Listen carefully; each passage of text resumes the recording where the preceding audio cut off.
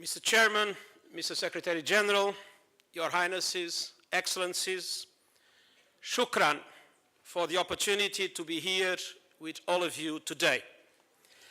I last had the honor to address this distinguished council 7 years ago, and I wish the world had become a more peaceful place since then. But we all know it has not. The number of people displaced by conflict and persecution worldwide every single day has risen from 14,000 in 2011 to 23,000 every single day in 2012 and to 32,000 every single day last year. And this exponential increase in needs is severely testing the humanitarian response capacity, and obviously available resources have become clearly insufficient. And Syria and Iraq are the most challenging displacement crises confronted today's world, and so I will focus my remarks on these two emergencies. UNHCR, as the Secretary General has announced, has already registered 3 million Syrian refugees in a little over 3 years. Another 6.5 million are internally displaced. And these are the same Syrians who just a few years ago generously hosted the second highest number of refugees worldwide, namely from Iraq. And they have now themselves become the world's largest refugee population after the ones that came from Palestine. In close cooperation with the neighboring countries, UNHCR coordinates the international humanitarian community's response to the refugee crisis. In 2014, 155 UN and non-UN partners working together with the governments have requested $3.7 billion to assist Syrian refugees and host communities. But less than half of that, some 1.7, has been received so far. And my office is also closely involved in the interagency assistance to internally displaced people inside Syria. Through a combination of cross-line and cross-border operations, we have now reached over 3.1 million people so far in 2014, both in government and in opposition-controlled areas. It's a massive effort, but far less than what the needs would require.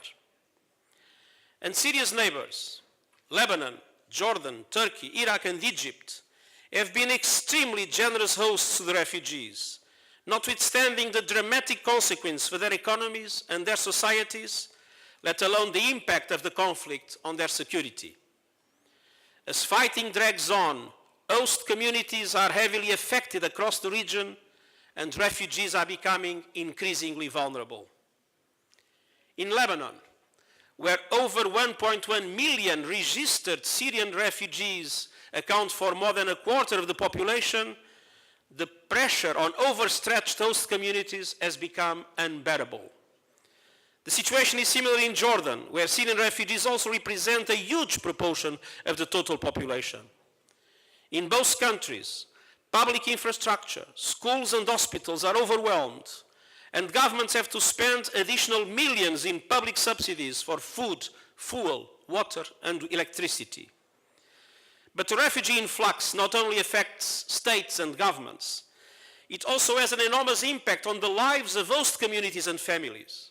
Higher unemployment, shrinking salaries, rising prices and rents leave many ordinary Lebanese and Jordanians struggling to make ends meet. Turkey, of course, has more resources, but as the number of registered Syrians there now stands at 830,000, the impact of their presence is also far from negligible. And the Turkish government has spent over $3.5 billion of its own budget on direct assistance to Syrian refugees. And here in Egypt, there are already 140,000 registered Syrian refugees, but more than the double in total. But recently, the most dramatic impact of the Syria crisis has been on Iraq, to the extent that it is now difficult to fully distinguish the two crises. Iraq's main challenge is no longer just the fact that the Kurdistan region hosts 215,000 Syrian refugees with similar consequences as in Lebanon or Jordan. The major concern now is that the conflict itself has spilled over into Iraq, and 1.8 million Iraqis have become internally displaced as a result of this year's events, and neighboring countries have already registered more than 91,000 new Iraqi refugees. But the spillover effects are not limited to Iraq.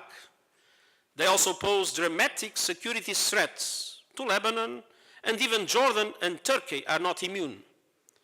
And there is a growing awareness worldwide that with the large number of foreign fighters now active in Syria and Iraq, this is not only the worst humanitarian crisis of our times, but it has become the most serious threat to global peace and security everywhere.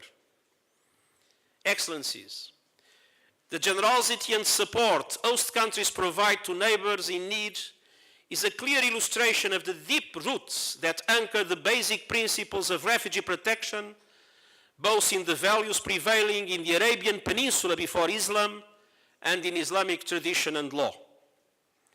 In fact, there is hardly anything in the 1951 Refugee Convention that did not already exist in Islamic law from the very beginning.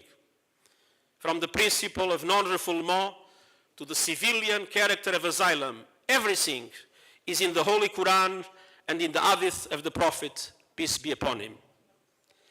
Asylum in Islam goes beyond an act of mercy, creating a contractual relationship between the asylum seeker, al-Mustamin, and the provider of asylum. This is a remarkably modern view and a humanistic and human rights-minded approach.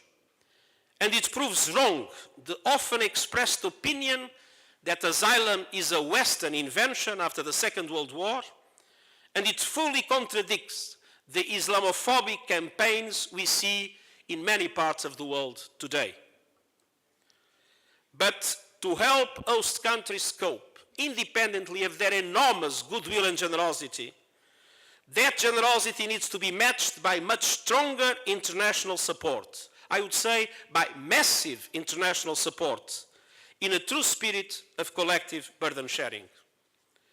And this also means that borders beyond the region must be open for fleeing Syrians. It breaks my heart to see asylum seekers drowning in the Mediterranean because they had no other way to try and reach safety. UNHCR has been insisting on the need to create more legal avenues for Syrians to enter Europe, through resettlement and humanitarian admission, through family reunification, and through more flexible visa policies. I'm also deeply grateful for the important contribution of other Arab states to this refugee crisis.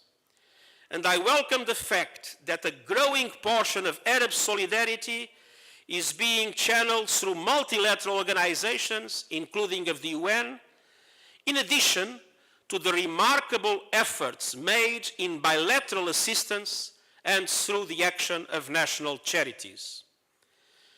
This multilateral character of aid gives Arab donors a stronger voice in the international humanitarian community. And that way was paved by Kuwait, hosting major donor conferences and generally supporting international and national humanitarian actors working in the Syrian response. Saudi Arabia recently provided a very significant donation to the international humanitarian system operating in Iraq. And countries from all over the Gulf coordination countries have supported Syrian refugees also increasingly through multilateral institutions. And we have had contributions from as far away as Morocco and Algeria. It is my belief that the League of Arab States can play an even more important role in promoting these growing multilateral partnerships. Excellencies, the refugee situations under UNHCR's mandate pale in comparison to the desperate situation of the Palestinians.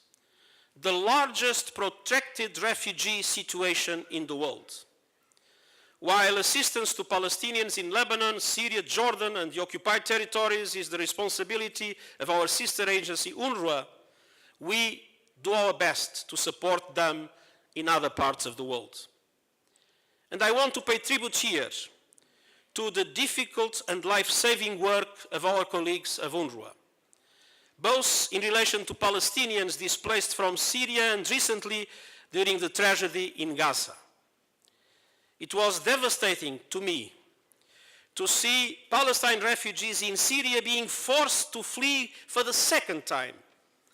But even worse, in the addition to the terrible loss of life and the tens of thousands of people displaced, it was shocking that Gaza's inhabitants could not even flee to seek safety from the recent conflict. No one wants to be a refugee, but for the people of Gaza, not even that was an option. Mr. Chairman, UNHCR deeply values its partnership with the League of Arab States, which has long shown its strong commitment to a protection agenda. Your role in advocacy for borders to be kept open for people seeking protection is precious. And we also fully support the League's draft convention on refugees, another step we hope it will be made in the right direction. But as conflicts continue to multiply, it must be clear that there are no humanitarian solutions. The solutions must be political. Achieving them not only requires the strong involvement of the League of Arab States, but indeed the full involvement of the whole international community, but with one essential condition, that it acts without double standards and without conflicting strategies. Thank you very much.